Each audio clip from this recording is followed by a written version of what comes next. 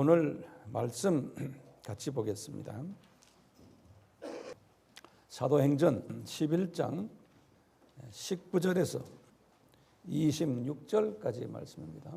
이 말씀은 짧은 말씀이지만 상당히 거기에 중요한 내용들이 숨겨져 있기 때문에 오늘 이 내용들을 중점으로 같이 말씀을 나누려고 합니다. 제가 읽겠습니다.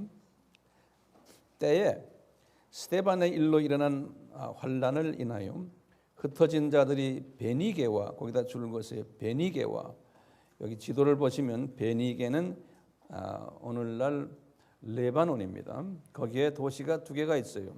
시돈과 두로. 베니게라는데 영어는 페니시아라고 그랬어요. 베니게와 그 다음에 구브로와, 구브로는 우리 사이프러스죠. 거기 지도에 보시면 섬이에요.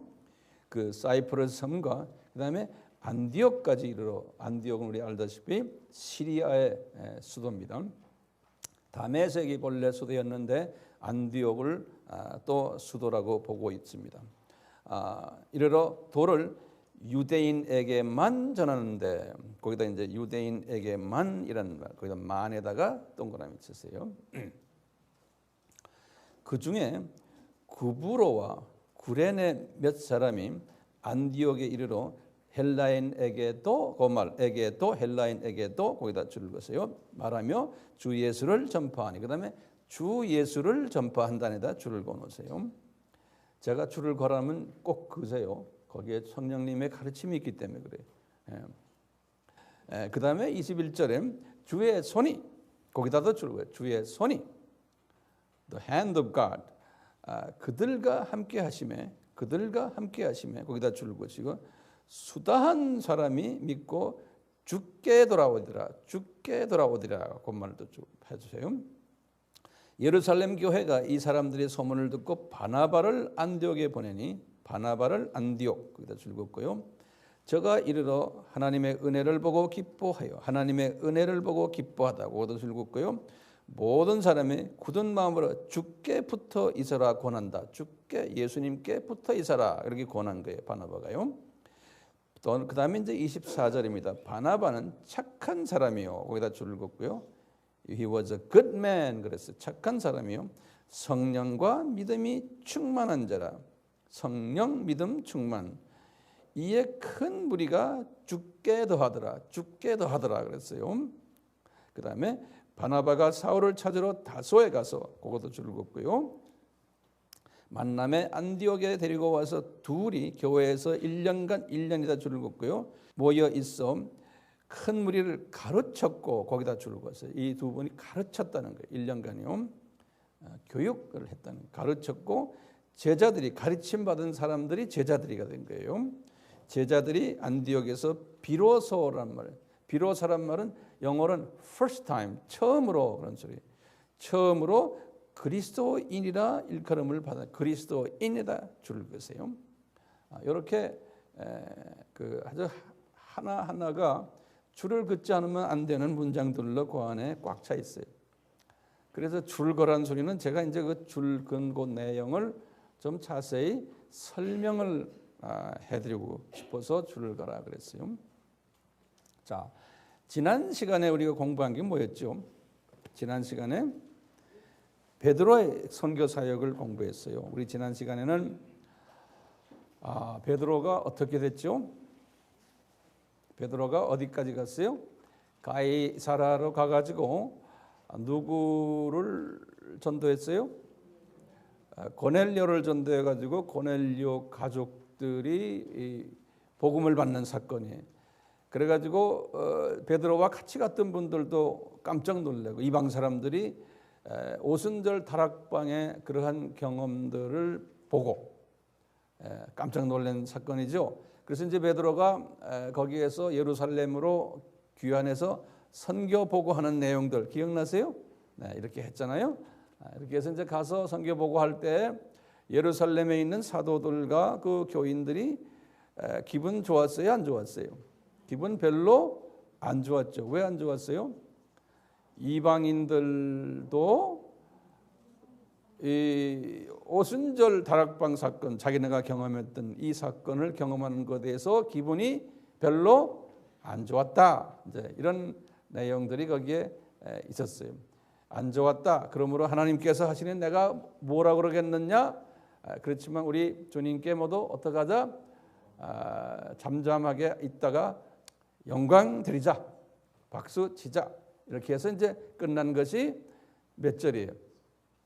18절이에요.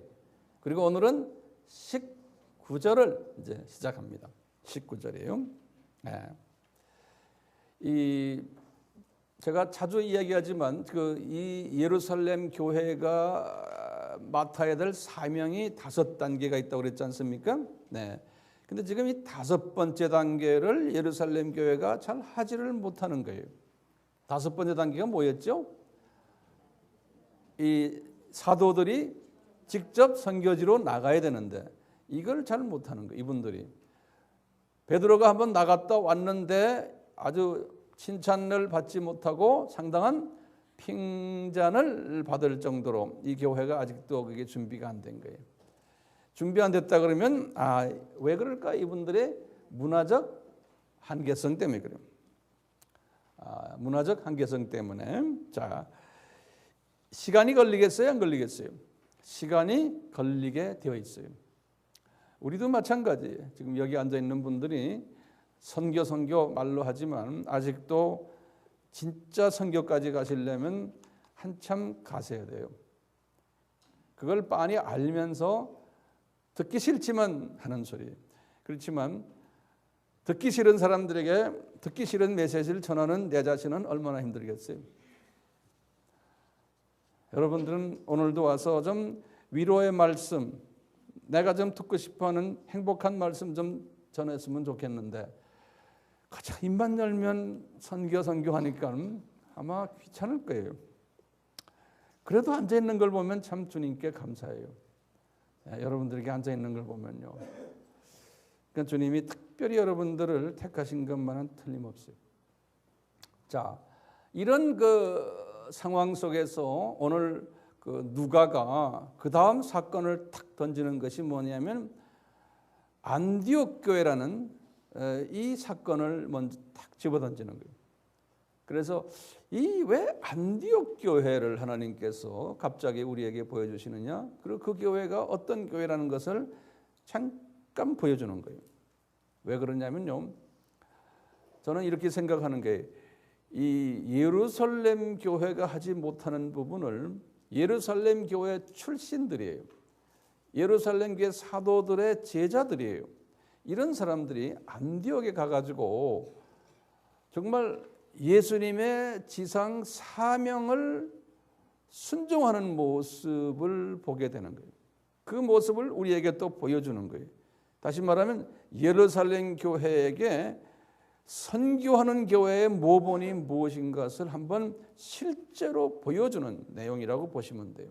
그런데 예루살렘 교회가 하질 못하니까 이제 실제로 보여주는 것이 안디옥 교회의 이야기들이에요. 오늘 하나님은 이렇게 실제로 보여주고는 그 다음에 얘들아 봤지?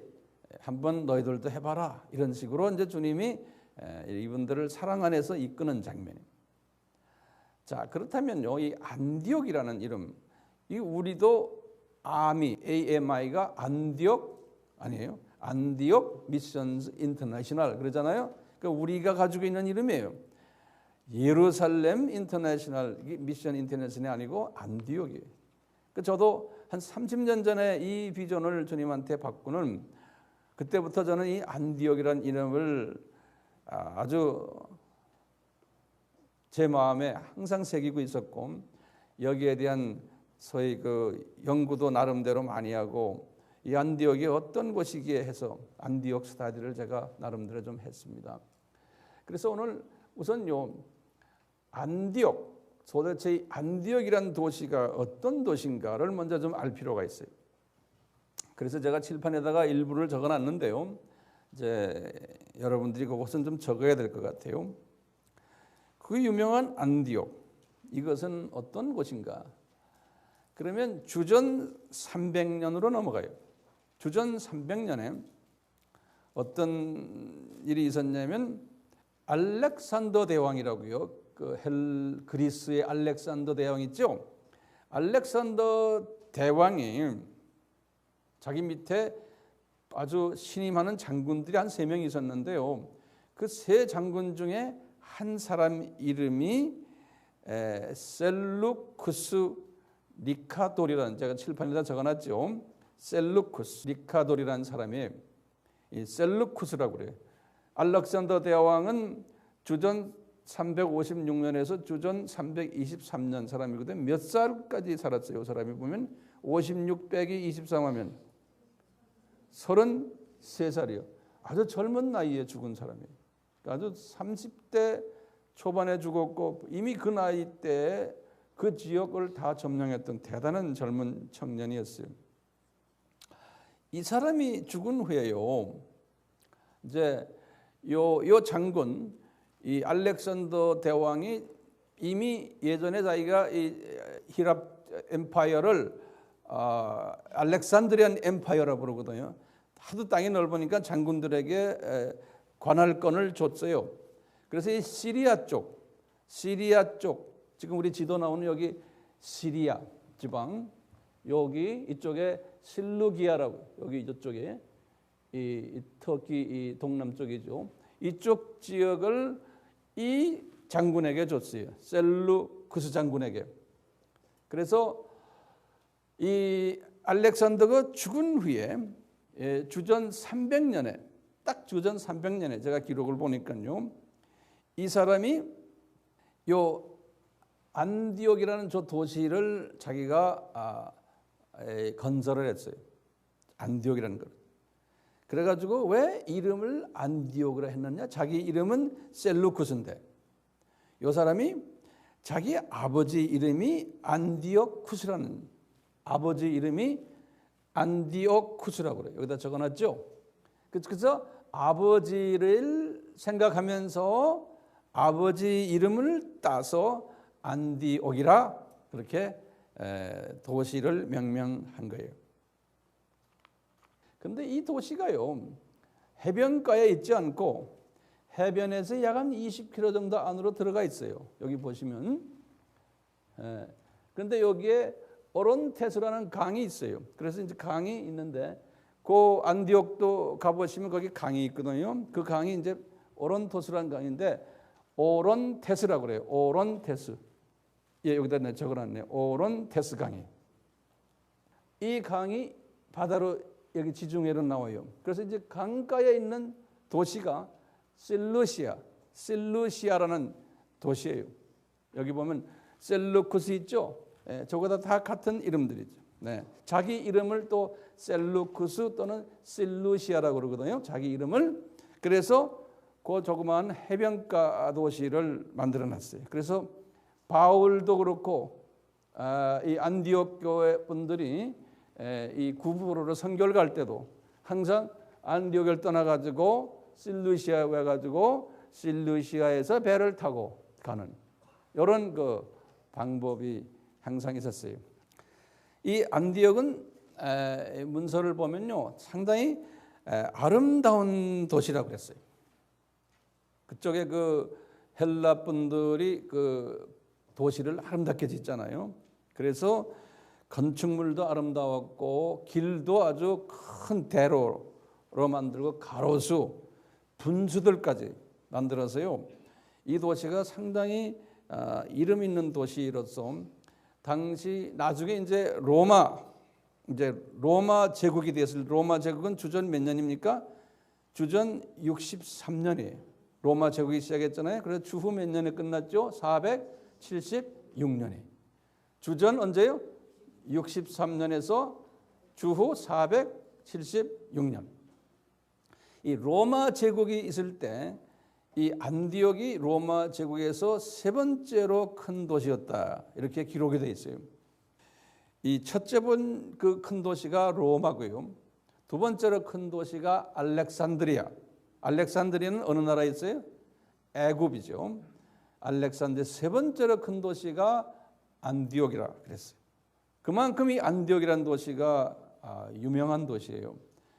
기록에 의하면요, 이 안디옥의 당시의 인구가 얼마였냐면 50만 명이었다고 그래요. 50만 명. 근데 이 셀루쿠스 이 장군이 이 안디옥 도시를 중심으로 해서 어떤 정책을 썼냐면 유대인들을 선호해주는, 봐주는 유대인 탕평책을 썼어요. 유대인 사람들이 어디 가거나 항상 갈세받았거든요. 근데 이분은 유대인들을 좀 이렇게 많이 봐주고, 또 그게 상업도시가 돼가지고 항상 보시면 저 북쪽에 있는 분들이 이런 들려가지고 쭉 애굽까지 아프리카로 내려오거든요. 예루살렘 이렇게 쭉 통해가지고요. 그건 중요한 상업 중심지였다 그래가지고요. 그때 시리아 사람들만이 그게 시리아니까 그 나라가요. 시리아 사람들이 주종이었지만 거기에 유대인의 큰 유대인 공동체가 있었고, 그 다음에 로마 사람들의 공동체가 있었고 그 안에요. 그 다음에 페르시아 사람들, 이란 사람들이에요. 이란 사람들도 지금도 전 세계를 이렇게 돌아다니면서 사업하지만 이란 사람들의 공동체가 큰 게 있었고요. 심지어는 그 요세푸스라고, 요세푸스의 이 사람이 1세기 유대인 역사학자거든요. 저분들의 기록에 보면요, 이 안에 인도 사람들도 꽤 있었고요. 인도 장사꾼들이요. 그 다음에는 중국 사람들도 거기에 꽤 있었대요. 그러니까 이 나라는, 이 도시는 완전 국제 도시였다는 거예요. 그래서 이쪽 그 문헌엔 그랬어요. 그 도시가 동쪽의 여왕되는 도시다. 영어로는 The Queen of the East 그래. 이렇게 그 안디옥이 알려져 있는 도시라는 거예요. 이런 그 소위 국제 도시가 된 안디옥, 이 안에 주님이 관심이 있겠어요, 없겠어요? 관심이 있죠. 지금 우리나라를 왜 갑자기 다문화 사회로 만드십니까? 이 안디옥을 만들기 위한 거나 비슷하다고 보시면 돼요. 특히 이제 우리나라는요, 이 아시아의 나라들 중에서 외국인들이 가장 선호하는 나라가 우리나라예요. 첫째, 우리나라가요, 외국인들에 대해서 상당히 그 문호가 개방돼 가지고요, 외국인들에게 의료보험도 허락하고, 외국인들이 다치면은 무료로 해주는 것들, 또 외국인들이 봉급도 싱가포르나 홍콩이나 대만이나 보다도 봉급이 우리가 약 한 3배 정도가 더 많아요. 같은 노동을 하는데. 우리나라가 왜냐하면 옛날 노무현 대통령 때에 외국인을 평등화시키는, 우리와 같이 그렇게 만들어놔서요, 외국인들이 우리나라 와서 봉급을 공장에서 일하면 얼마 받는지 아세요? 보통 150, 뭐 오버타임 하면 200이 넘고 이래요. 그분들이 돈을 많이 벌어요. 그래서 우리 웬만한 한국 사람 수준이 한국 사람보다 더 버는 사람들도 많아요. 그런데 홍콩이나 싱가포르나 대만에 가면요, 고작 해야 말레이시아도 마찬가지. 그저 500불에서 많아야 700불이에요. 그분들이 버는 돈이에요. 생활비는 우리와 거의 비슷한데. 근데 우리나라는 공장에서는 또 그분들 다 먹이고 재우고 해주잖아요, 무료로. 그러니까 돈을 많이 버는 나라가 지금요, 미국보다도 돈을 더 많이 버는 나라가 돼버린, 일본보다도 또. 그래서 한국을 오려고요, 한국어 공부를 열심히 하는 이유가 그래서 그런 거예요. 그래서 우리나라 언어가 지금 인기가 대단한 거예요. 그런 나라들, 바깥 나라들에게. 그러다 보니까 한국을 오려니까요, 한국 비자를 받기 위해서 한국 영사관 직원들이 목에 힘을 주는 거예요. 하도 많이 오려고 그러니까요. 그러니까 영사관 직원들이 돈 받고 뭐 어쩌고저쩌고 이런 얘기들이 있죠. 그게 현실이에요. 왜 이럴까요? 우리나라는 외국인들이 들어오면 우리나라 민족은 눈이 띵그래가지고 어떻게 하면 저 사람들에게 복음을 전할까 하는 그런 사람들이 많이 있어요, 우리나라가요. 그러니까 이게 마지막 때에 주님의 분명한 뜻이 숨겨져 있죠. 그렇죠? 이 안디옥이 마찬가지예요. 안디옥이 그런 사람들이 모여 있었던 곳이었어요. 네. 그런데 사도들은 거기를 가지 않는 거예요. 그러니까 갈 만한 사람을 준비한 그분이 누군가? 예수님의 십자가를 대신 맺었던 시므온이. 예. 좀 이따 제가 시므온 이야기를 좀 해드릴게요. 자, 잠깐 우리 한번 리뷰를 해보면요. 스데반이 죽은 후에 이거 머릿속에 잘 정리하시고 적으시는 게 좋겠어요. 지도를 보시면서요. 우리가 지금 역사 공부를 하기 때문에 그래요. 스데반이 순교한 후에 흩어진 자들의 선교 과정을 잠깐 한번 봐요. 첫째, 제가 이거 도표했던 주후 32년에 스데반이 순교한 후에 빌립이 사마리아와 팔라사 선교했죠. 그렇죠? 그리고는 33년에 안디옥 교회를 개척을 한 거예요. 오늘 지금 읽은 오늘 본문의 말씀이에요. 그때는 이 사람들이 올라간 사람들이 안디옥 쪽에 올라가는 유대인에게도 복음을 전했지만 몇몇 분들은 십자가를 미고 갔던 시므온은 유대인에게는 안 하고 주로 그 안에 있는 헬라인들에게 했다 그랬어요. 헬라인들에게. 그럼 헬라인이란 말은 여기 성경에 지금 원어를 보면 이게 헬라 말, 헬라인들 그러니까 헬레니스테스 그래요. 헬레니스테스라고 적어놨어요. 이게 뭐냐면 헬라 사람이란 말이 아니고요. 종족과 혈통이 헬라 사람이라는 게 아니고 헬라의 문화와 언어를 헬라식으로 쓰는 사람들 그런 말이에요. 네. 그 말은 뭐냐면 지금 그 도시에 있는 지금 시리아 사람들, 로마 사람들, 페르시아 사람들, 인도인들, 중국인들, 헬라인들 이 사람들을 다 통틀어서 왜냐 이 사람들이 거기에서 어느 나라 말을 쓰고 있어요. 자기 나라 말도 쓰지만 우리가 영어 쓰듯이 헬라 말을 주로 쓰고 헬라 문화 속에서 있는 거예요. 그래서 통틀어서 헬라인들 그런 거예요. 그러니까 이 사람들에게 복음을 전했다는 거예요. 그러니까 다문화인들에게 복음을 전했다는 거예요. 누가요? 이 지금 시므온과 루기오와 또 이제 헤롯의 젖동생 마나엔 이런 사람들이 똑같죠. 지금 여기에 우리나라에 지금 어떤 사람들이에요? 지금 우리 같은 사람들이에요. 우리는 주로 어디에다 지금 복음을 전하고 있어요? 헬레니스테스에 우리나라에 와 있는 코리아니스테스라고 그럴까요? 우리나라에 와 있는 이 외국 사람들에게 복음을 전하는 거예요.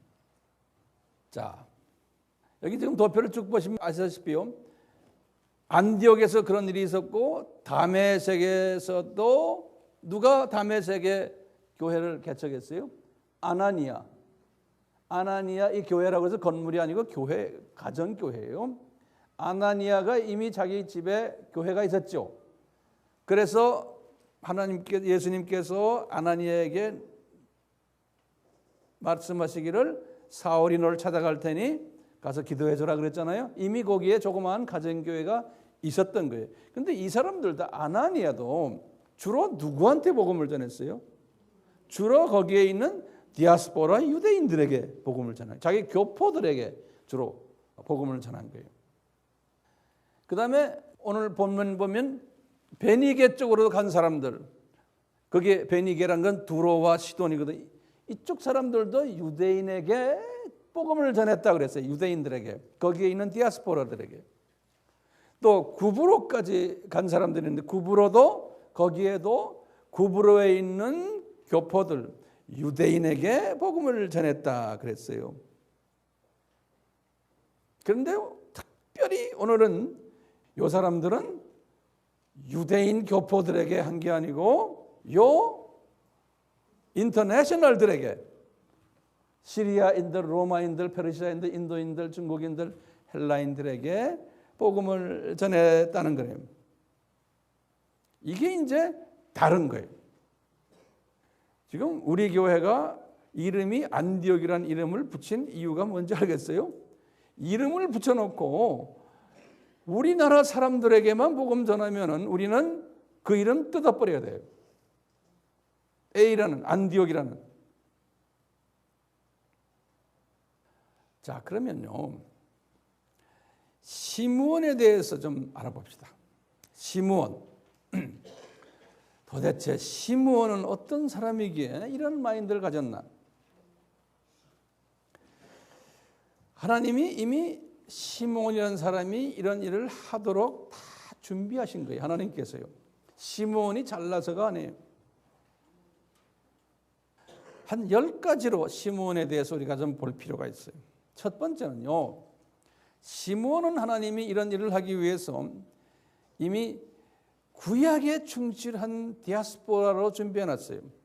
디아스포라에 구레네니까 지금의 어디예요? 리비아. 그쪽으로 이미 부모님들 아마 조상들을 통해서 이미 이민을 내보낸 사람이에요. 그렇지만 이분이 항상 어떤 분들이 어떤 3대 절기를 꼭 지키는 소위 아주 구약에 충실했던 사람들이에요. 이건 하나님이 다 그렇게 준비를 해놓은 거예요. 3대 절기는 뭐죠? 유월절, 오순절, 장막절. 그러니까 이분들은 예루살렘을 꼭 방문하도록 하나님이 준비시켜 놓은 거예요. 요 세 절기 때. 자, 두 번째로 하나님이 준비한 거 보면요, 요 사람이요, 예수님의 십자가를 지고 가도록 하나님이 다 준비해 준 사람이에요. 그러니까 예수님께서 이미요, 그가 비아 돌로로사라고 그러죠. 비아 돌로로사, 그게 무슨 소리예요? 슬픔의 길이라는 소리거든요. The way of sorrow. 비아 돌로로사. 그 슬픔에 예수님께서 본래 십자가를 미고 가게 돼 있었는데 예수님이 전지하신 분 아니에요. 예? 그렇죠? 예수님이 딱 보니까 시몬이 와 있는 거예요. 벌써 옆에. 예?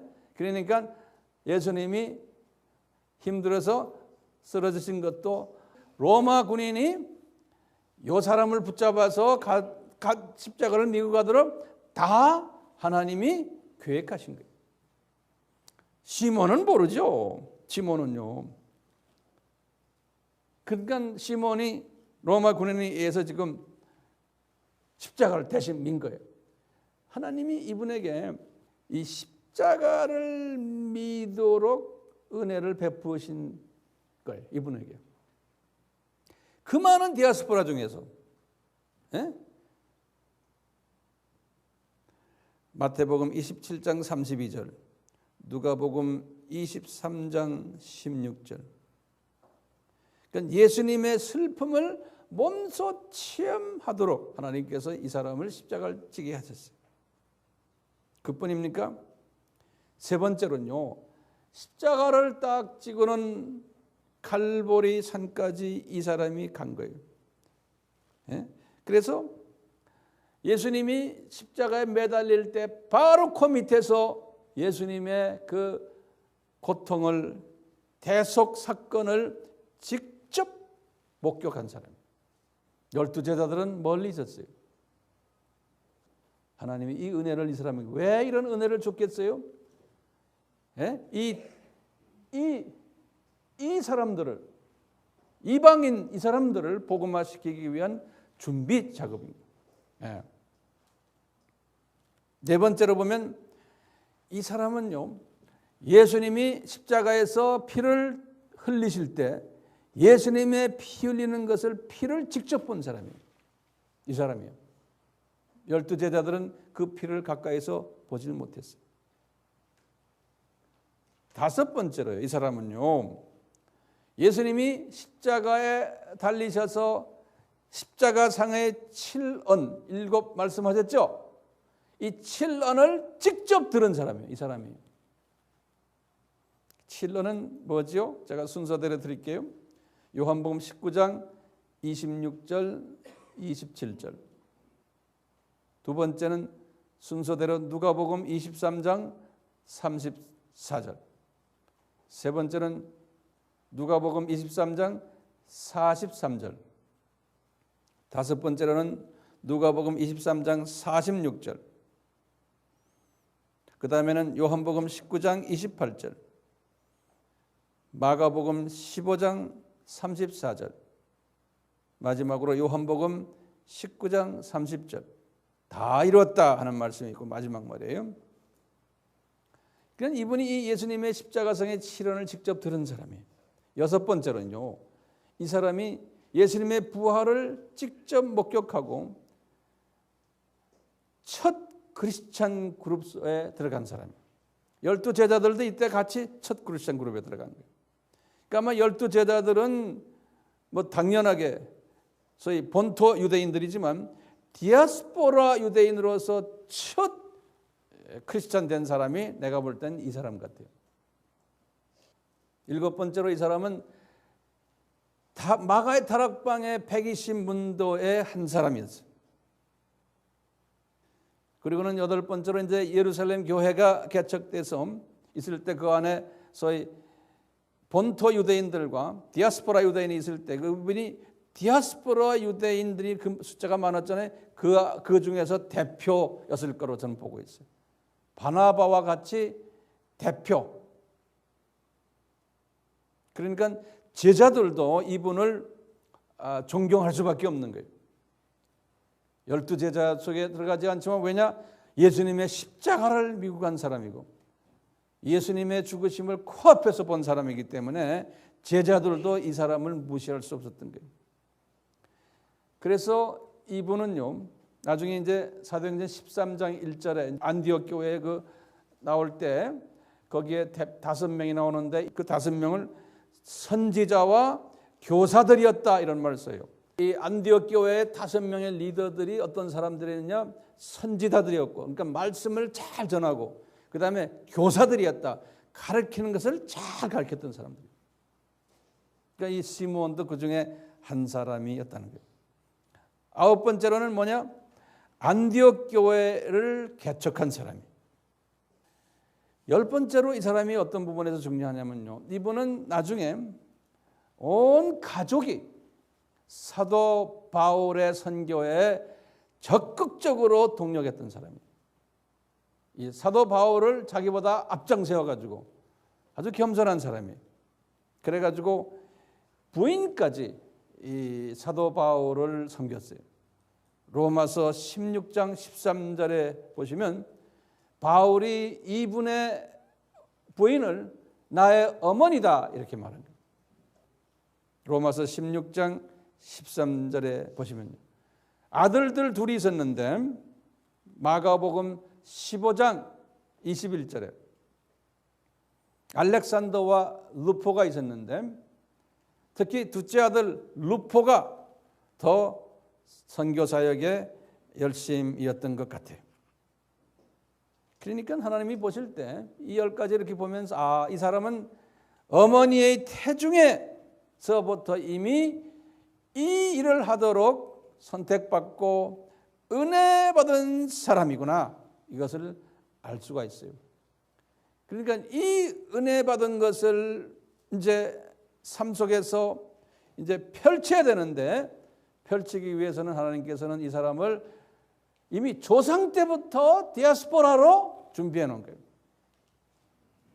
그러니까 이분은 그 유대 문화의 우월 사상을 갖고 있었지만 남보다도 좀 적은 거예요. 이방 문화를 포용할 수 있는 준비가 돼 있었던 사람이에요. 그러니까 이분이 딱 안디옥에 올라가서 유대인보다는 비유대인들을 섬길 수 있는 마음이 다 준비가 되어 있었어요. 예수님이 승천하시기 전에 이분이 예수님이 지상 사명을 제자들에게 줄 때 분명히 옆에 계셨을 거예요. 이분도요. 지상 사명 중에 뭐예요? 마태복음 28장 19절이 뭐냐? 분명히 12제자들에게 예수님이 하신 말씀이 Go and make disciples all 에뜨네, 그래 판타타 에뜨네, 기억나시죠? 유대인이 아니고 유대인은 뭐야? 라오이예요.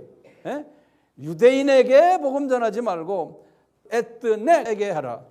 그걸 판타타 에뜨네 all the 에뜨네 뭐예요? 족속들, 이방 족속들이 에뜨네 이렇게 하라고 분명히 제자들에게 말할 때 제자들이 가까이서 들었지만 바로 옆에서 시므온도 들었겠어요? 안 들었겠어요? 시므온이 그 말을 들은 거예요. 시므온은 이미 디아스포라 출신이고요. 이 헬라 말도 잘하니까요. 예수님이 분명히 에뜨네에게 그것도 판타타 모든 판타란 말은 모든이라는 소리거든요. 모든 에뜨네에게 하라고 분명히 말씀했는데 예루살렘 교회를 제자들이 개척해 놓군요. 이거를 안 하는 거예요. 그러니까 이분이 마음이 어떻겠어요? 상당히 갈등이 온 거예요. 저 사람들이 3년 예수님 따라다니고 예수님이 분명히 판타타 에뜨네를 하라고 그랬는데 자기 교회 크게만 생각하고 내 민족 복음화만 이야기하고 나가질 않는 거예요. 나가라고 했는데 이 사람이 그것 때문에 고민했을 거예요. 네. 그렇지만 자기보다 높은 분들이기 때문에 어떻게 말하긴 거북하고 네. 그러니까 그 안타까운 마음을 이분이 안고 있는 것을 예수님이 다 보신 거예요. 그러다가 이제 이 교회가 흐트러질 때 이 사람은 때가 됐구나. 나 위로 올라가는데 어딜 갔으면 했겠어요. 안디옥 가야겠구나. 왜냐? 그게 센터거든요. 그 안에 판타타가 에뜨네가 거기에 많이 있는 걸 안 거예요. 자기 고향으로 안 가고요. 그러니까 이분이 자기 동료 몇 타고 거리로 올라간 거예요. 올라가자마자 보따리 딱 풀어놓고 뭐 하겠어요? 유대인 복음화 하겠어요? 안 하는 거예요. 누구한테 하겠어요? 이 판타타 에뜨네. 시리아 사람들, 로마 사람들, 페르시아 사람들, 인도 사람들, 중국 사람들, 헬라 사람들에게 복음을 전했다는 거예요. 그러니까 오늘 본문 말씀이 그렇게 하니까 복음을 전하는데 뭘 전했냐? 예수 이야기만 했다는 거예요. 예수 이야기만 하고 딴 이야기 안 했다는 거예요. 그러니까 기독론의 본질만 이야기했다는 거예요. 예수 이야기가 뭡니까? 예수님이 누구다? 하나님이시다. 하나님의 아들이시다. 메시아시다. 그리스도시다. 그분은 구원주시다. 그분이 승천하셨다. 다시 오신다. 이 메시지만 전했다는 거예요. 이게 교회의 사명이고 크리스천의 사명이에요. 여러분들 어디 나가서 이 말씀 하십니까? 여러분들? 제가 볼 때는 별로 하는 사람 없는 것 같아요. 이렇게 하니까 지금 예수님의 손이 그들과 함께 하더라 그런 거예요. 예수님의 손이 함께 할 때는요. 자기 이야기를 하니까 예수님의 손이 저들과 함께 하더라는 거예요. 우리가 이 사역을 하지 않고 예수님 나에게 함께 해주세요. 함께 주님이 웃긴다 이놈들아 그런다고요. 하지도 않으면서 그러니까 여러분들은 선교사가 될 필요는 없지만 기도가 항상 그 기도를 가져야 되는 거예요. 지금 우리가 하고 있는 이 이방 선교 사역을 향해서 기도해 주시고 이걸 위해서 물질도 내시고 이걸 위해서 마음도 쓰시고 무슨 시간도 쓰시고 지금 하고 있잖아요. 우리 교회 다는 아니지만 많은 분들이 여기에 참여하고 있어요. 선교사들 안에 그런 사람들 보고 그런 권사님들 보고 주님이 내가 너와 함께하리라. 네. 함께하게 돼 있어요. 왜? 이것이 가장 중요한 거예요. 주님이 원하시는 것은 지상 사명이 아닙니까? 이것이. 그러니까 우리 교회도요.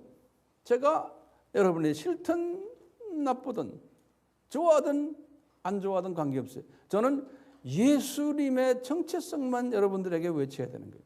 왜요? 그래야지만 예수님이 그분의 손이 우리와 함께 하시는 거예요. 아까 목회자 코너에서 잠깐 보셨잖아요. 네? 교회가 지금 예수의 이름을 이용해 가지고 딴짓 하잖아요. 그러다 보니까 전 세계가 그래요. 그러다 보니까 기복신앙, 번영신앙 이런 것들이 팽배해져 가지고요. 예수 믿으면 잘 된다. 할렐루야. 이렇게만 돼버린 거예요. 실은 예수 믿으면 잘 되는 것보다는 안 되는 게 더 많아요. 특히 제자 그룹에 들어오시면 안 되게 돼 있어요. 뭐든지 안 풀리게 돼 있어요. 가난하게 돼 있어요. 돈이 있는 사람은 돈을 뿌리는 사람들이 돼요. 제가 며칠 전에요. 기억나세요? 우리 여기 학생, 아프리카 학생 중에 한 분이 나이지리아 우리 프레드릭 형제가 갑자기 우간다로 우리가 파송한 거 기억나세요? 네. 이 형제가 한국에 한 10년 전에 왔는데 이제 비즈니스맨으로 한국에 와가지고 사업을 하다가도 잘 풀리지 않고 또 공장에 가서 일도 하고 이러다가 성령님의 아주 구체적인 음성을 들었대요. 수지에 에이마일로 가라. 그래서 자기 발로 걸어온 아이예요. 그러니까 애가 굉장히 영성이 투철해요. 여기 와가지고 우리 학교에서 공부했어요. 그래서 지난 12월에 학사 학위를 받았어요. 그래가지고 이제 계속 이제 석사 학위를 위해서 공부하는 도중에 갑자기 나한테 와서 말하기를 지금 자기가 지금 섬기고 있는 미 8군 의정부 쪽에 있는 동두천에 있는 교회에서 자기가 설교를 하고 성경을 가르치는데 황 목사님이 가르친 걸 그대로 카피한대요. 그래서 뭐 이쁘다 그랬어요. 그렇지만 지거로 네 거로 생각해라. 이거 황 목사님하고는 관계없다. 그래서 자기가 하는 식으로 막 했더니 거기에 미군들이요. 미국 목사들까지도요. 너 가르치는 게 이게 우리보다 훨씬 낫다. 네가 다내서라. 그래가지고 이 형제가 지가 다내서 주일날 가르치고 성경 공부 가르치고 이러는 거예요. 그러니까 얘가 그냥 떠버린 거예요. 이 백인들 사이에서. 지금 우리나라 이야기합니다. 저 동두천에서요. 떠가지고요. 거기 있는 목사들이 또 예언하고 막 이런 사람들도 있어요. 백인들이 목사들이 거기서 예언하기를 프레드릭은 지금 우간다로 선교사로 내보내야 된다고 막 예언이 나온 거예요. 근데 그 중에 이제 한 목사님이 우간다에 좀 관련이 있는 목사님이 한 분 있대, 백인이. 그래서 이 사람을 파송하자. 그러니까 얘가 또 아멘 하고 받은 모양이에요. 그래서 여기 와가지고 나한테 하루는 갑자기 황 목사님, 나 지금 우간다로 선교사에 가야 됩니다. 그래. 나 이놈아 지금 공부도 안 끝냈는데 그러니까 가야 된다. 그놈도 또 성령님의 음성 들었다는 거야. 아주 이런 사람 우리가 이길 수가 없잖아요. 그래? 그래서 내가 니네 그 8군 목사님 나한테 좀 오라 그래라. 그래서 왔어요. 그래서 우리 그 아래층에서 만났어요. 만나서 이런 얘기 시작했는데 너 왜 얘를 내보냈냐? 지금 우리 학생들을 그랬더니 우리가 다 주님의 메시지 받았다는 거예요. 그리고는 얘가 지금 티칭이 아주 특별히 아주 파워가 있다는 거예요. 그러니까 지금 저쪽에서는 이런 아이를 기다리는데 이런 티처가 기다리는데 나이지리아 사람이지만 같은 아프리카인이니까요. 아주 가면 대단하게 할 거래요. 그래 놨더니 얘가 같이 지금 한 달 딱 됐는데 이제 나한테 이메일이 왔어요. 이틀 전에 장문의 이메일이 왔어요. 뭐냐? 황 목사님 아프리카에 와 보니까 아프리카의 교계 목사들이 다 번영 진학과 기복 신앙으로 꽉 차 있습니다. 이 사람들 자기가 한번 가서 설교를 한번 타가니까 사람들이 전부 한글이 해가지고요. 목사들까지도요. 더 좀 가르쳐줘. 더 좀 우리 이런 소리 처음 듣는다. 백인 선교사들이고 백인들이 거기에 줄 서서 가는데요. 우리 한국 목사님도 거기에 꽤 있는데요. 못 들었다는 거예요. 그래가지고 이해가요. 자기가 지금요. 여기저기에서 세미나 강사로 지금 줄을 갑자기 자기가 지금 떴다는 거야. 아프리카에서. 왜 그래요? 이 지금 교회가요. 이 기독론이 약한 거예요. 전 세계가 그런 거예요. 왜? 이 저희 미국제 복음주의로 꽉 차버린 거예요. 오늘 미국제 복음주의 이야기 잠깐 들었죠? 이 마이클 홀턴이라는 이 복음주의 학자죠. 이 사람이 쓴 책에 보면은 똑같은 이런 게 쭉 나와요. 예수님은 우리를 잘 살게 만드는 코치가 아니라는 거예요. 사회적 성공, 행복한 결혼생활, 원만한 대인관계 이를 위한 효과적인 방법을 가리키는 것이 교회가 아니고 복음이 아니라는 거예요. 이 사람이 그랬어요. 예수 없이 더 잘 사는 사람이 이 세상에 더 많다는 거예요. 현재 미국의 많은 복음주의 교회가 예수님이 없다는 거예요. 실용주의와 상업주의에 물들어 있고 진리가 무엇인가 보다는 무엇이 효과적이고 유익한가에 관심이 있고 목회자들은 복음을 선포하지 않고 사회적 성공, 행복한 결혼생활, 원만한 대인관계, 교회 성장을 미끼로 한 선교훈련, 문화훈련, 제자훈련을 가르치고 있다는 거예요. 그렇기 때문에 그 사람들은 예수님의 정체성에 대해서 무지하고 이단들의 예수님 정체성에 대해서 공격할 때는 속수무책이라는 거예요. 그러니까 명목상 썬데이 크리스찬으로 가득 차 있다는 거예요. 그러니까 이 사람들은 세상을 이끌지 못하고 세상에 이끌려가고 세상을 변화시키지 못하고 세상에 의해서 변화되는 나약하고 무능하고 비참한 크리스찬으로 전락되어 가고 있다는 거예요. 이런 사람들에게는 예수님의 손이 함께 있지 않다는 거예요. 하나님께서는 지금 오늘 보셨지만요, 이 애뜻의 복음화를 위해서 힘쓰는 사람들에게는요, 우리에게 베푸시는 은혜들이 있어요. 왜냐? 하나님의 손이 함께하기 때문에. 어떤 은혜들인가? 제가 몇 가지 여기다 좀 적어봤어요. 그런 사람들에겐 첫째요, 보호천사를 보냈어요. 두 번째로는 능력 부여해 주세요. 세 번째로는 지혜를 부여주세요. 네 번째로는 그들의 길을 인도해 주시고 사랑과 자비, 은혜를 베푸세요. 그런데 이런 거 하는 사람들을 방해하는 사람들은 어떻게 하시겠어요? 우리가 이 이방인 사역에 집중하고 있는데 거기에다가 우리는 예수님의 정체성 교육에 집중하고 있는데 그래서 우리가 셀 모임도 이렇게 열심히 하는 거예요. 거기에 대해서 불평하고 왜 이렇습니까? 이렇게 방해하는 사람은 주님이 꾸짖거나 심하면은 혼내주세요. 왜? 우리가 주님 앞에 초점을 맞추고 있을 때는요, 거기에 대해서 방해를 하면 주님께서 혼내주세요. 왜 그래요? 이것이 하나님의 예수님의 최대 관심사이기 때문에 그런 거예요. 이것이요. 예? 이렇게 하나님이 가장 관심을 두는 것에 집중하는 사람들은 이분이 사랑하지 않을 수가 없는 거예요. 우리 교회는 숫자가 중요한 게 아니에요. 주님이 가장 원하는 것에 관심이 들어가 있느냐 안 들어가 있느냐 여기에 중요한 거예요. 그렇기 때문에 우리는 자신 있는 거예요. 이런 일을 하는 나나 여러분들을 이런 일을 못하게 직접간접으로 건드려 놓으면요, 주님께서 무슨 일을 저지르세요. 거기에 대한 자신감이 있어요? 예? 있으셔야 돼요. 예. 우린 가만히 있어도요, 일을 저지르세요. 저는 그런 걸 내가 개인 삶 속에서 많이 경험했어요. 안디옥 교회가요, 중대형 교회였어요. 예? 한마디를 보면은 중대형 교회 같아요. 왜냐하면 21절에 보면요, 주의 손이 그들과 함께 하시니 수다한 사람이 믿고 죽게 오더라 그랬어요. 그거 생각하면 이 교회가 이게 중형 교회, 대형 교회가 아닙니까? 이렇게 말할 수 있어요. 아니에요. 이 교회는요, 이 사람들을 받아다가 훈련시켜가지고 대부분의 사람들은 바울이 선교할 때 다 끼어서 내보냈고요.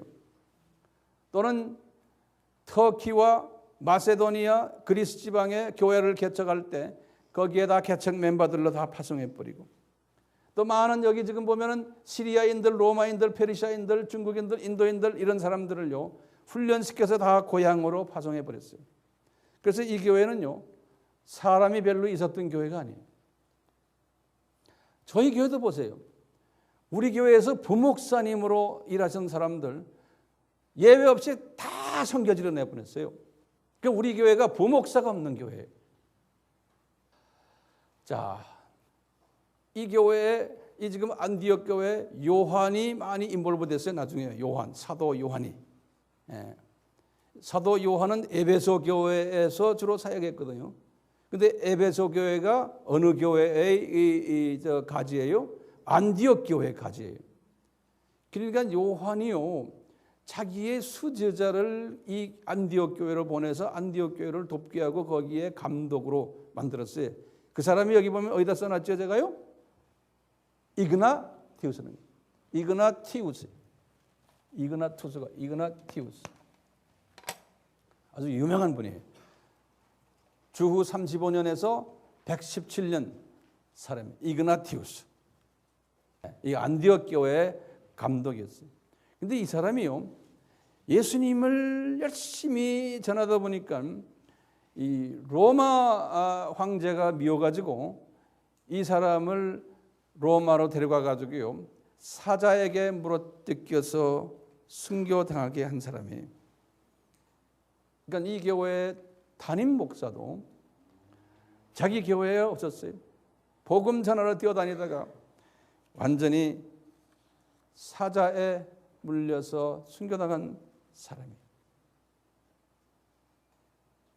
그러니까 대형 교회가 아니었어요.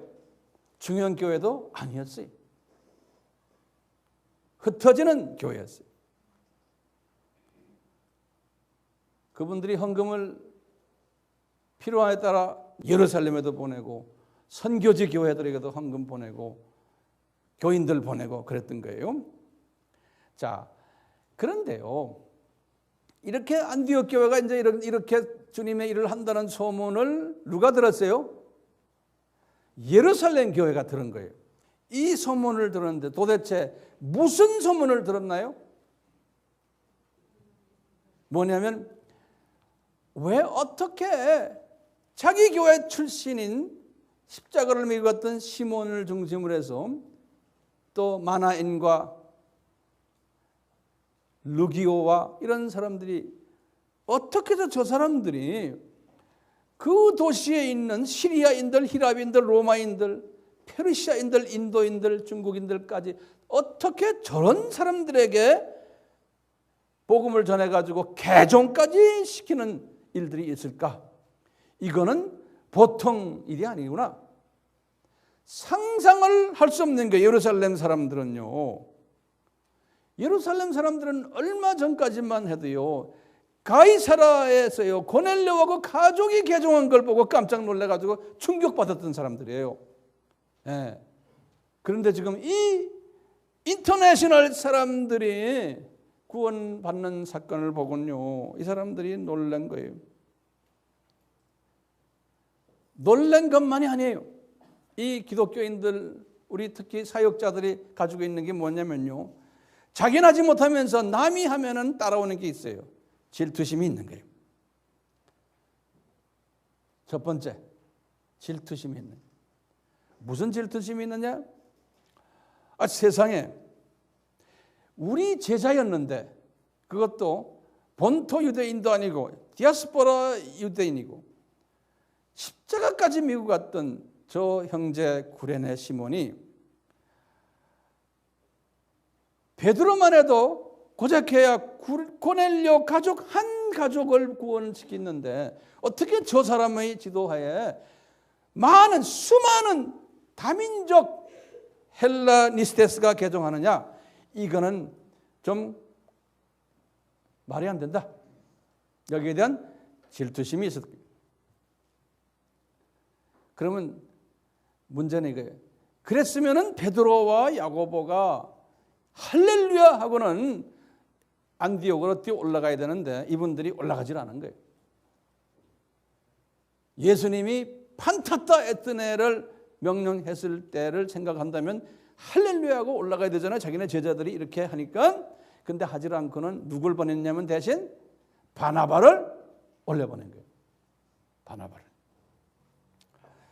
그러면 내가 이런 생각 때 왜 바나바를 올려보냈을까? 왜 베드로와 야고보가 자기네가 직접 가서 좀 어깨 두드려주고 축하해 주지?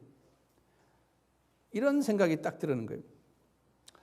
이런 안디옥 교회 메시지를 듣고는 상당히 속이 불편했던 것 같아요. 이분들이. 왜요? 시므온이라는 저 양반이 우리 제자인데 이런 지금 엄청난 일들이 일어나면은 베드로도 고넬료 사건을 한 다음에 예루살렘에 가서 제자들에게 보고까지 했는데 이놈의 형제가 그런 일이 있었으면 내려와서 선배님들 제가 이렇게 했습니다. 보고를 해야 될 텐데 안 하는 데 대한 섭섭병이 들었던 것 같아요.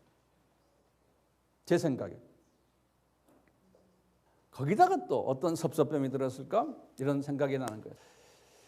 예루살렘은 지금 교인 숫자가 줄어들고 있고 헌금도 줄어들고 있고 개종하는 사람도 많지 않고 거기다가 이제 다음번에 보지만 헤롯 왕이 와서 또 계속해서 우리를 핍박하고 있고 그러니까 교회가 지금요 침체 상태에 있는 거예요. 예수님의 손이 함께 하는 것 같지 않는 그런 느낌을 가진 상태에서 안디옥 교회는 하나님의 손이 함께 한다고 그러고 다민족이 개종하고 이러니까 이분들이 되게 불편했던 모양이에요. 사람이니까 이런 그 질투심 분명히 있었을 거예요. 거기다가요 이 영적인 교만이 이분들에게 있었던 것 같아요. 이 제자들에게. 뭐냐? 히브리 출신도 아닌 헬라파 출신의 유대인이 또 자기 제자가 복음을 전하면 저놈들이 얼마나 전할까? 정통 우리 교단 메시지를 전할까 안 할까라는 또 의심도 분명히 있었을 거예요. 혹시 잘못 가르치지 않을까? 이단성이 있는 메시지를 주지 않을까라는 그런 문제도 분명히 있었을 거예요.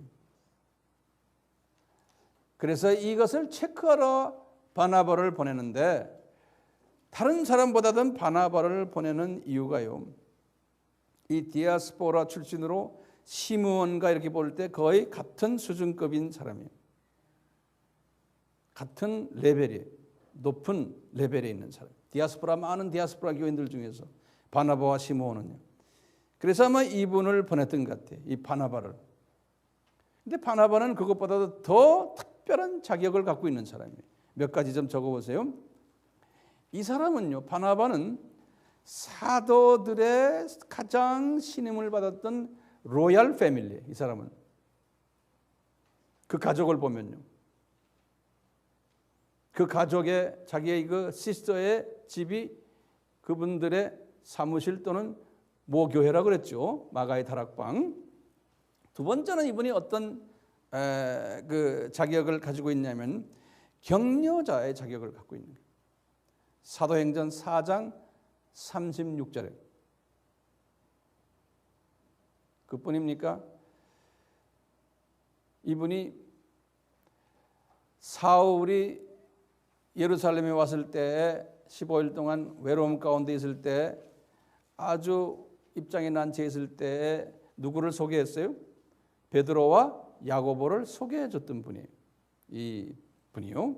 사도행전 9장 27절에 보면 사도행전 9장 27절에 그 다음에 세 번째로는 어떤 자격이 있었냐? 이분은 착한 사람이라고 그랬어요. 심성이 착한 사람이라고 그랬어요. 사도행전 11장 24절에 영어로는 he was a good man 그랬어요.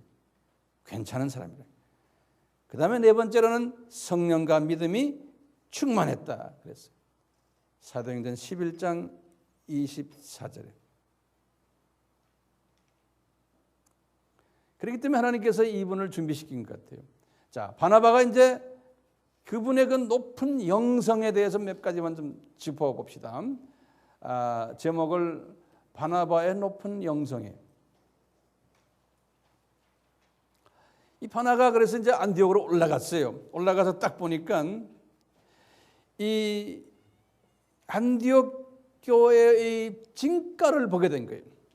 이 안디옥 교회의 진가를 본 거예요. 이 시므온의 목회와 선교 방법과 방향에 감동받은 거예요. 왜냐? 이 시므온이 애뜻의 선교와 메시지는 예수님의 정체성 여기에 집중하고 있는 걸 본 거예요. 애뜻네와 그 다음에 뭐예요? 예수님의 정체성 메시지.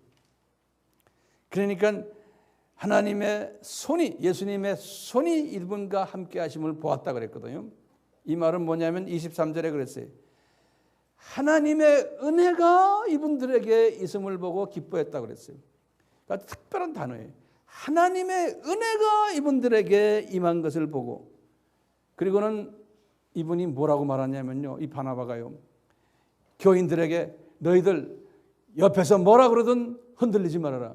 예루살렘 교회에서 뭐라 그러든 흔들리지 말고 굳은 마음으로 예수께만 붙어 있어라. 이렇게 격려하는 거예요. 그러니까 너희들 딴 거 하지 말아라. 지금 여러분들의 선생님들이 가르치는 예수님의 정체성과 애뜻의 선교를 해야 된다는 여기에만 붙어 있으라는 거예요. 그래갖고 이분도 감동받아가지고요, 이분은 질투심이 없는 사람이에요. 오히려 안 되겠다, 나 예루살렘으로 안 내려갈래. 그래서 이 사람이 그 교회에 머물게 된 거예요. 분명히 시므온이 그랬을 거예요.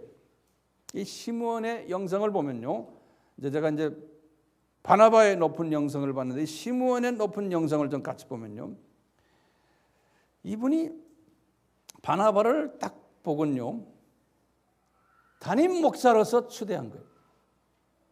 자기가 담임 목사였는데 사도행전 13장 1절에 보면 이제는 바나바 이름이 먼저 나오는 거예요.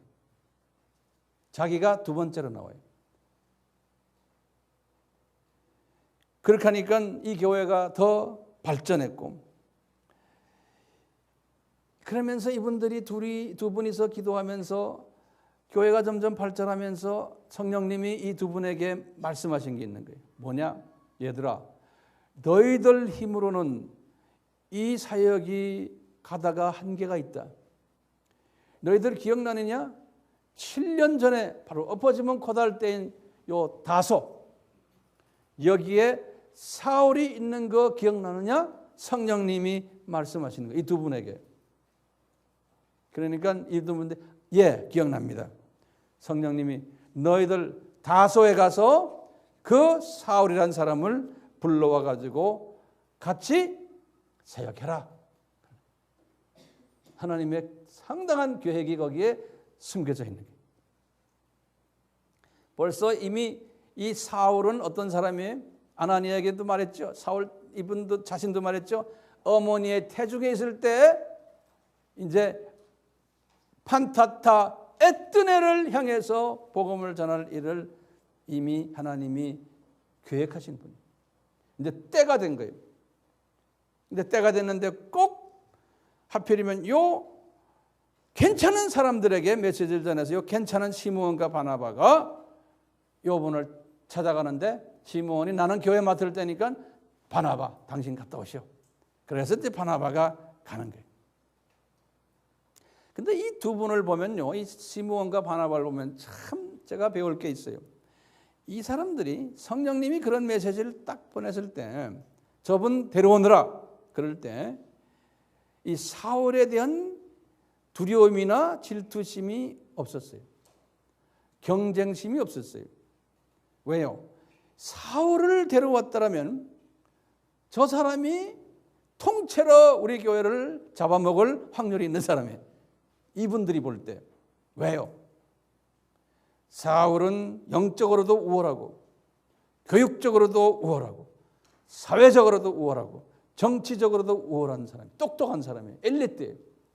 저 사람을 불러왔다가는 통째로 우리가 이 자리를 뺏기지 않을까라는 그런 위기의식도 없었어요. 그러니까 주님이 얼마나 사랑하는 사람들. 나중에 실은 그분을 모시고 와서 처음에는 교육전도사로 교육시키는 일에 이 사람을 사용했어요. 교인들을 밤낮 없이 1년 동안 교육시켰다고 그랬어요. 오늘 본문의 마지막 부분을 보면요, 사울이 와가지고요, 그러니까 사울이 그동안에 10년을 훈련받군요, 애뜻의 이 복음화와 예수님의 정체성에 대한 교육을 스스로가 바꾸는 그것을 이 안디옥 교회 교인들, 특히 요 이방 사람들에게 집중적으로 교육을 시킬 거예요. 그렇지만 이렇게 했지만 이 사람에 대한 질투심을 가지지 않았어요, 이분들이. 그래서 이제 이런 질투심 없으니까 가라 그러니까 바나바가 갔잖아요. 가가지고 다소에서 만나는 장면, 제가 아바에서 이 이야기 했죠. 오래전 이야기인데 저는 이 장면을 딱 보면서 제가 이런 그림이 쫙 떠오르는 거예요. 저한테 무슨 그림이 떠오르냐면 가서 어디서 만났을까? 분명히 그 당시에 다소가 별로 큰 도시도 아닐 텐데 시장 바닥에서, 안 그러면 이 사람 저 사람이 물어보면서 여기에 사울이라는 사람이 있습니까? 찾았을 거예요. 근데 시장 바닥에서 분명히 만났을 것 같아요. 나중에 제가 이제 천국에 올라가면 좀 물어보려고 그래요. 만났는데 보니까 허술한 옷 입고 그냥 머리 다 길고 페인처럼, 실은 페인이 아니지만 이렇게 있는 모습을 보고 여보 사울 나 기억나? 그러니까 글쎄 7년 전에 너의 예루살렘에 왔을 때 내가 베드로와 야곱을 소개해 준 사람 아니냐? 그렇군요. 얼마나 반가웠겠어요? 잊지를 못하죠. 그래서 둘이서 아마 그 시장 바닥에 조그만 호떡집이나 커피숍에 들어갔을 것 같아요. 그 동네 들어가서 이제 커피 한잔 하면서 분명히 그럴 거예요. 여기 어떻게 오셨어요? 그러니까 성령님이 너를 우리 안디옥으로 데려와서 같이 사역하기를 원한다. 나 여기 지금 왔는데 여기 지금 이 교회가 너를 필요로 한다. 같이 갈래? 그러니까 이분이 분명히 같이 안 갈 수가 없는 거예요. 만약에 야고보나 베드로가 와서 같이 가자 그랬으면 안 갔을 가능성이 있어요. 왜? 이 사람들 나를 별로 안 좋아하는 사람들이고 나를 괴롭히는 사람이고 질투심이 많아서 내가 잘 되는 걸 원치 않는 사람들인데 바나바는 그렇지 않았기 때문에 그 만났을 때 좋은 인상을 줬기 때문에 하나님이 그것을 사용하시는 거예요. 우리도 마찬가지. 이렇게 만났을 때 서로가 좋은 인상을 서로 줘야 돼요. 그러면 주님이 우리를 어떻게 쓰실지 몰라요. 그래서 둘이 아마 악수를 탁 했을 거예요. 가자 하고 보따리 싸가지고 한번 갈 때 악수라는 그 순간이 저는 이렇게 딱 나에게 비전으로 보이는 거예요. 그 악수하는 순간 그 낙원에서요 천군 천사들이 그걸 들여다보고 예수님이 싹 웃으시면서 유럽 복음화가 계시가 되는 그 순간이, 그분들이 악수하는 순간이, 주님이 교회 가신 그 유럽 복음화가 일어나는 그 순간이, 그러니까 천군 천사들이 아마 큰 잔치를 하는 순간, 그 순간이.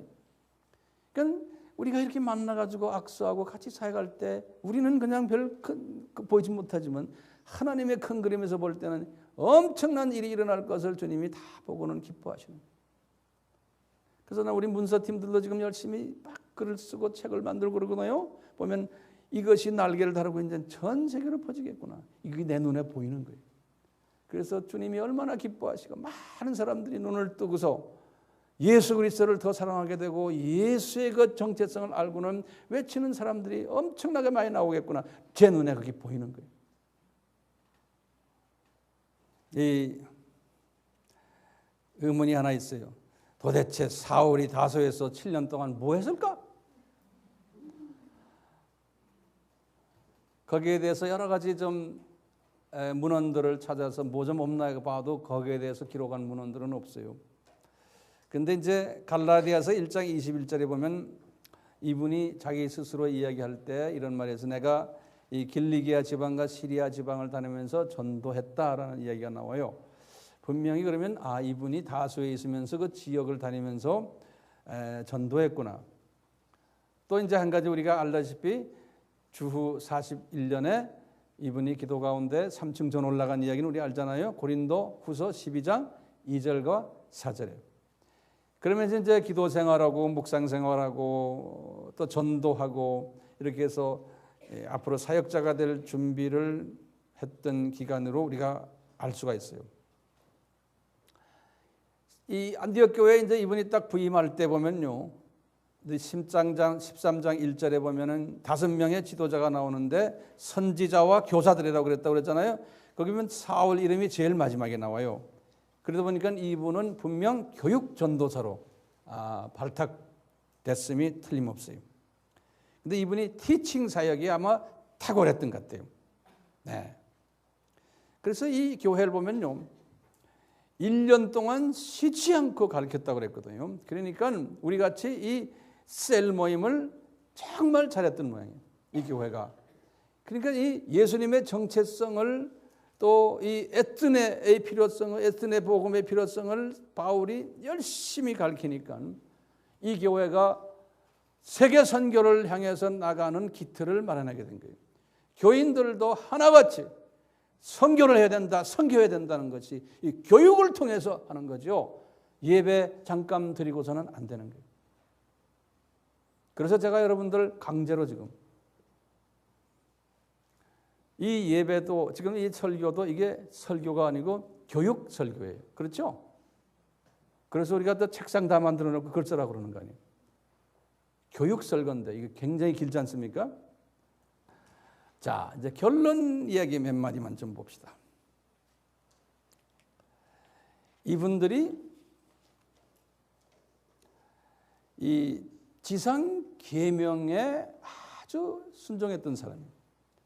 예수님의 정체성을 이야기하는 것이 뭐냐면 지상 계명, 특히 수직 계명에 순종하는 사람들이에요. 그리고는 수평 계명은 그냥 따라오고요. 그 다음에 지상 사명, 에스네 복음화에 치중했던 사람들. 이렇게 했기 때문에요. 이렇게 했기 때문에 분명히 오늘 본문에서 누가가 그러는 거예요. 이 교회가 처음으로 뭐예요? 그리스도인이라는 칭호를 받았다고 그랬어요. 그럼 우리가 지금 문제가 생기는 거예요. 세상에 그러면 안디옥 교회는 받았지만 예루살렘 교회는요? 예루살렘 교회는 못 받았다는 거예요. 이 교회가 처음으로. 이 그리스도인이라는 말이 도대체 뭔가요? 제가 여기다 적어놨어요. 영어로는 크리스천이라는 뜻이에요. 크리스천인데요. 헬라 말로는 단수로는 크리스티아노스라 그래요. 그 다음에 복수로는 크리스티아노이. 여기서는 크리스티아노이라고 되어 있어요. 크리스찬들이라고 원어에는 되어 있어요. 성서에는 크리스찬들이라는 이런 크리스티아노이라는 단어로 쓴 성경의 성구가 두 군데 나와요. 사도행전 26장 28절하고요. 베드로전서 4장 16절에서 베드로전서 4장 16절 이런 말씀 하셨어요. 만일 그리스도인으로 고난을 받은 즉 부끄러워 말고 도리어 그 이름으로 하나님께 영광을 돌릴지어다. 이 그리스도인이라는 이 말은 아무나 쓰는 말이 아니에요. 그럼 도대체 이 그리스도인이라는 말은 크리스천이라는 뜻이 뭔가? NIV 영어 성경에는 이렇게 되어 있어요. belonging to Christ. 그랬어요. 다시 말하면 그리스도께 속한 사람 이렇게 써놨어요. NIV에는요. 그 다음에 이제 몇몇 신학자들은 뭐냐면 그리스도 중심으로 사는 제자들, Christ-centered nature of discipleship 그랬어요. 이 존 스타치라는 영국 성공의 신학자인데요. 또는 어떤 사람들은 그리스도를 따르는 자 또는 섬기는 자. 이 그리스도라는 뜻은 뭡니까? 메시아라는 뜻이에요. 메시아. 이 또는 기름 부은 자라는 뜻이에요. 그러니까 다른 말로 표현하면요. 메시아인 예수 그리스도를 섬기고 따르고 그분의 말씀에 순종하고 또 이 말씀을 전하는 자예요. 전하는 자. 그러니까 이 예수에 속해 있는 사람들이에요.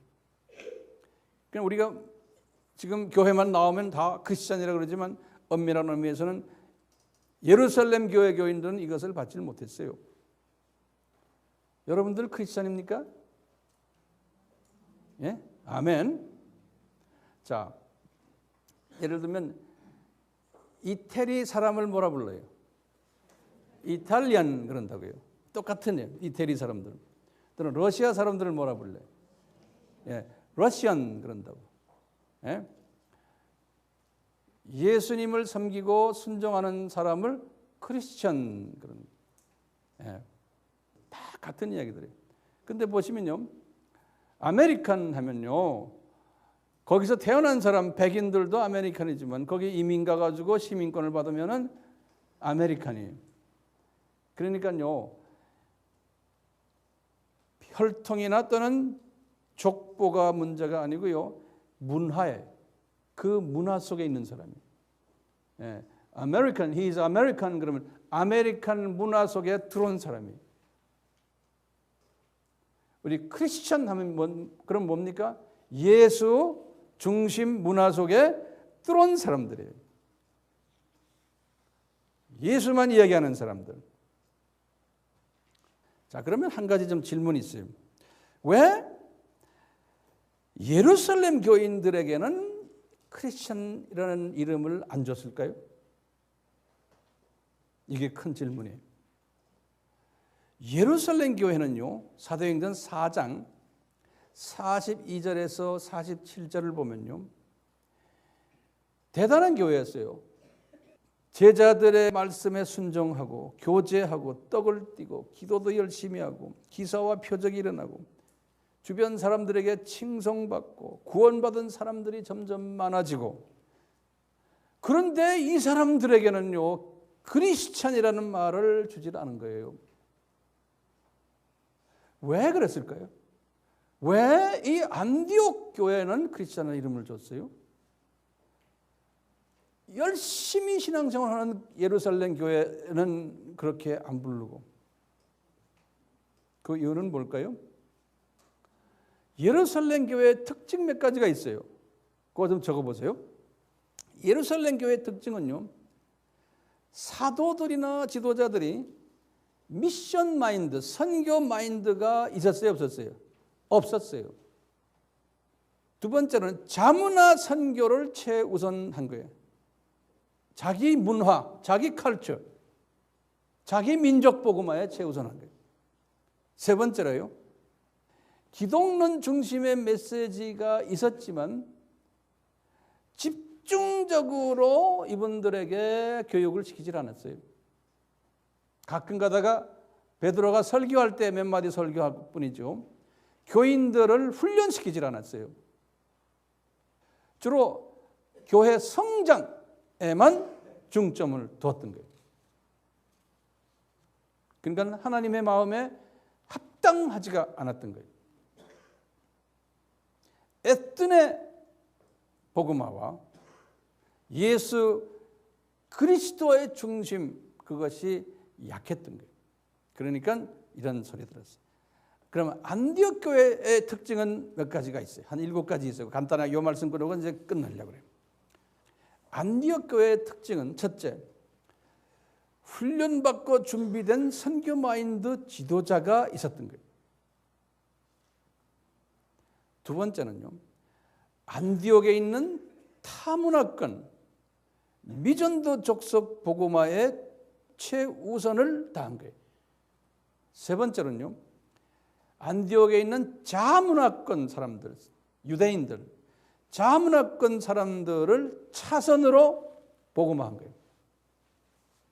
네 번째로, 기독론 중심의 메시지로 성서 공부를 집중적으로 했었어요. 다섯 번째로요, 교회 중심의 삶이 아니었고 예수님 중심의 교회였어요. 그걸 어떻게 하느냐? 오늘 본문에서 보면 이들이 예수께로 돌아왔더라 그랬어요. 이 돌아왔더라는 이 말이 아주 기가 막힌 말이에요. 우리나라 번역 영어로는 turn to Jesus 그랬어요. turn to Jesus. turn to Jesus란 말은 뭡니까?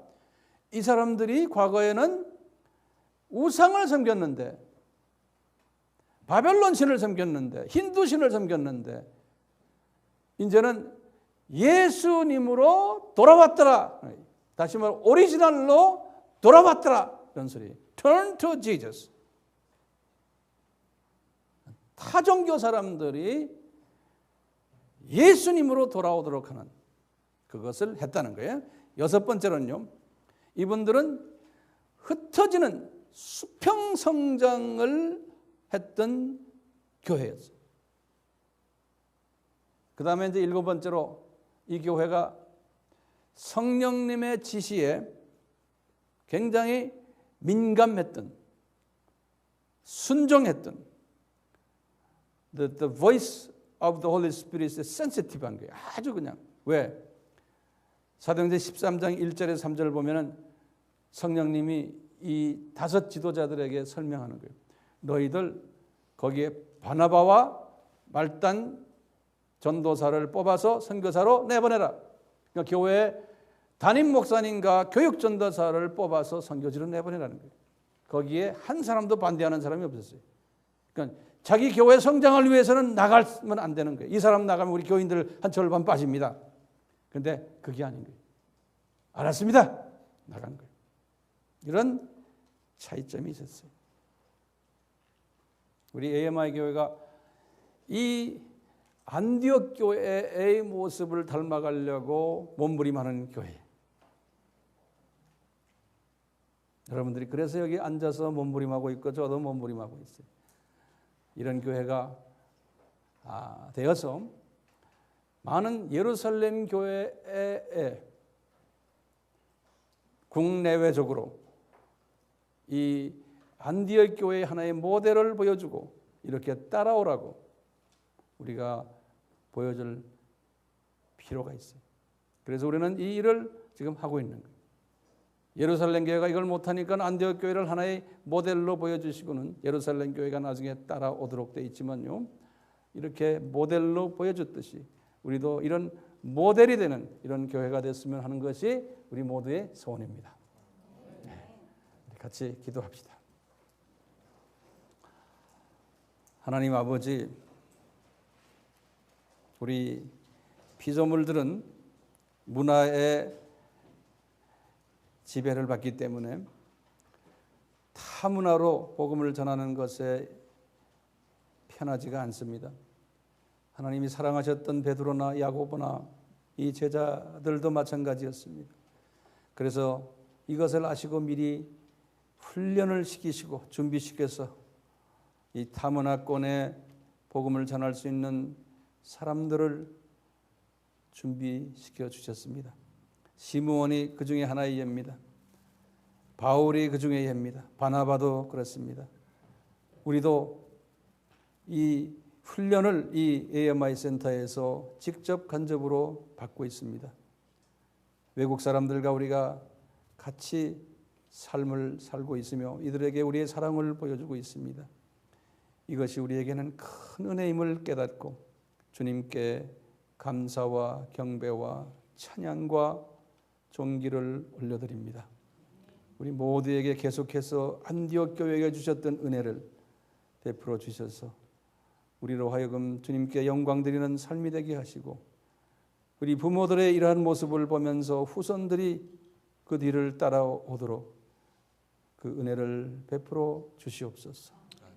예수님의 이름으로 기도드리옵나이다. 아멘.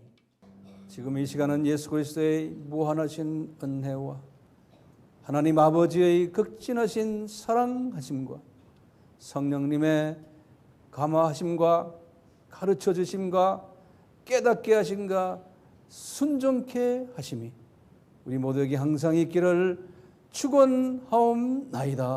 아멘.